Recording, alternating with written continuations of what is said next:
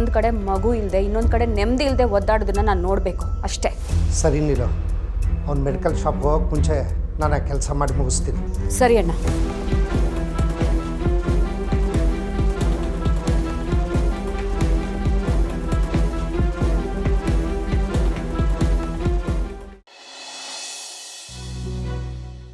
ಅಕ್ಕ ನೀ ಇಲ್ಲೇ ಕೂತಿರು. ಮೇಡಮ್ರೆ ಆ ಮಾತ್ರೆ ಚೀಟಿ ಕೊಡಿ, ಮಾತ್ರೆ ತೊಗೊಂಬರ್ತೀನಿ. ಪರವಾಗಿಲ್ಲ, ನೀವಿಬ್ರು ಇಲ್ಲೇ ಇರಿ, ನಾನೇ ಹೋಗಿ ತೊಗೊಂಬರ್ತೀನಿ. ಯಾಕೆ ಮೇಡಮ್ರೆ? ನಂಗೆ ಓದೋಕ್ಕೆ ಬರೆಯೋಕ್ಕೆ ಬರೋಕ್ಕಿಲ್ಲ ಅಂತನಾ? ಈಗ ಡಾಕ್ಟರ್ ಅದ್ರಲ್ಲಿ ಏನು ಬರ್ದವ್ರು ಅದನ್ನೇ ತಾನೇ ಮೆಡಿಕಲ್ ಶಾಪ್ ಒಂದು ಕೊಡೋದು. ಕೊಡಿ, ನಾನು ತಗೊಂಬರ್ತೀನಿ. ಅಕ್ಕ ಕೂತಿರು.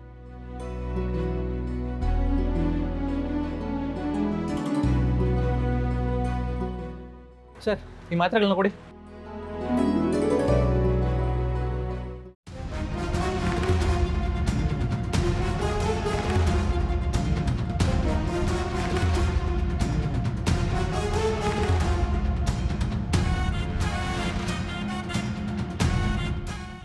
ಸರ್ ಎಷ್ಟು ಕೊಡಲಿ ಇದು? ಎಷ್ಟಿದೆಯೋ ಅಷ್ಟು ಕೊಡಿ.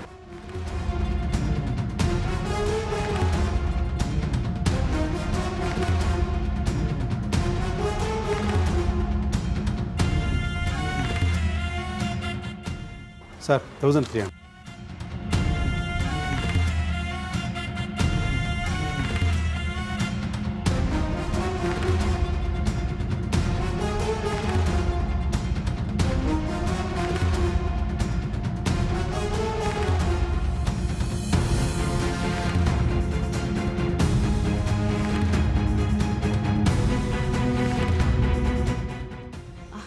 ಹೇಳೋಣ. ನೀಲು, ನಾವೆಲ್ಲ ಅಂದ್ಕೊಂಡಂಗೆ ಆಯಿತು. ಸಿಂಚನ ಇನ್ಮೇಲೆ ಮಾತ್ರೆ ತೊಗೊಂಡು ಪರ್ಮನೆಂಟ್ ಹುಚ್ಚಿ ಆಗ್ಬಿಡ್ತಾಳೆ.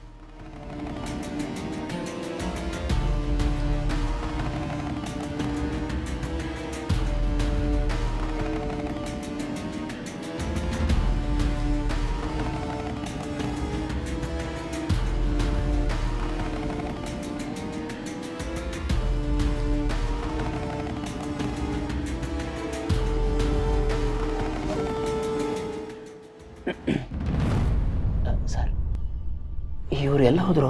ಗರ್ಭಗುಡಿಗೆ ಹೋಗಿದ್ದಾರೆ. ಇದೇ ಸರಿಯಾದ ಸಮಯ ಜಯಂತ. ಜಾನ್ಯವರು ದೇವಸ್ಥಾನದಲ್ಲೇ ಇದ್ದಾರೆ, ನೀನು ಇಲ್ಲೇ ಇರ್ತೀಯ ಅಂತ ಅಂದ್ಕೊಂಡಿರ್ತಾರೆ. ಅವರು ಇಲ್ಲಿಗೆ ಬಂದು ನೋಡೋಷ್ಟರಲ್ಲಿ ನೀನು ಮನೆ ಹತ್ರ ಹೋಗಿ ಅವ್ರನ್ನ ಶಿಫ್ಟ್ ಮಾಡಿಬಿಡ್ಬೇಕು. ಮದರ್ ಇಂಡಿಯಾ ಬಂದೆ.